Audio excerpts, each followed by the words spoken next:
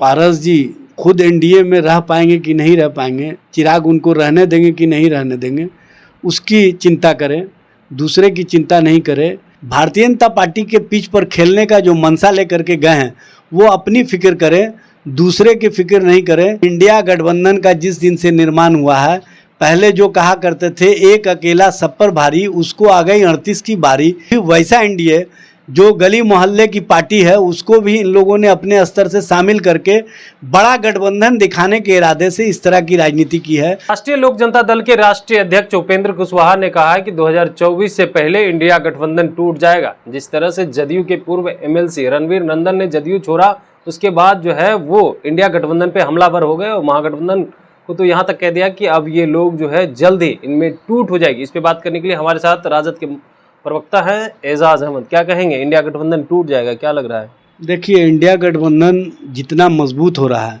वो भाजपा की बेचैनी है। प्रधानमंत्री के स्तर से लेकर के मंडल अध्यक्ष तक में जो बेचैनी है भाजपा के अंदर, यह स्पष्ट रूप से दिख रहा है और सबको पता है कि इंडिया गठबंधन जो बना है विचारों के आधार पर बना है, जनता की आकांक्षा के अनुरूप बना है। और जो महंगाई है, जो भ्रष्टाचार को शिष्टाचार का रूप दिया जा रहा है, जिस तरह से महिलाओं पर अत्याचार करने वाली घटनाओं में भाजपा के नेता और कार्यकर्ता शामिल रहे और भाजपा उनको बचाने का काम करती रही है।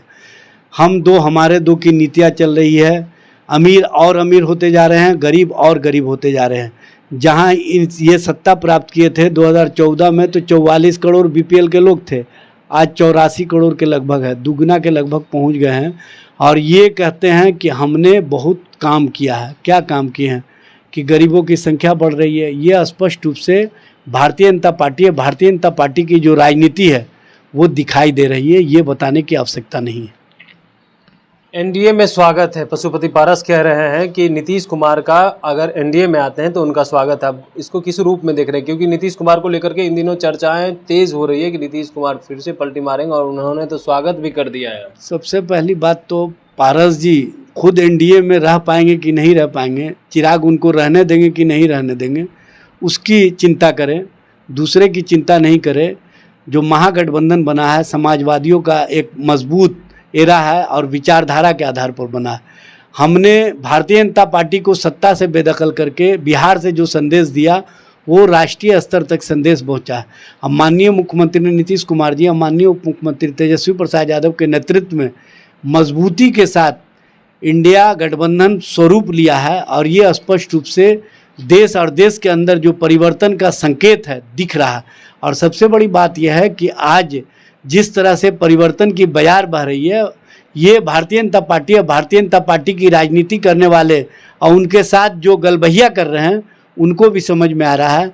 सिर्फ थेटोलॉजी करते हैं, उसके अलावा कुछ नहीं है। उनको स्वयं पता है कि भारतीय जनता पार्टी उनको अभी तक से 12th मैन के रूप में इस्तेमाल कर रही है।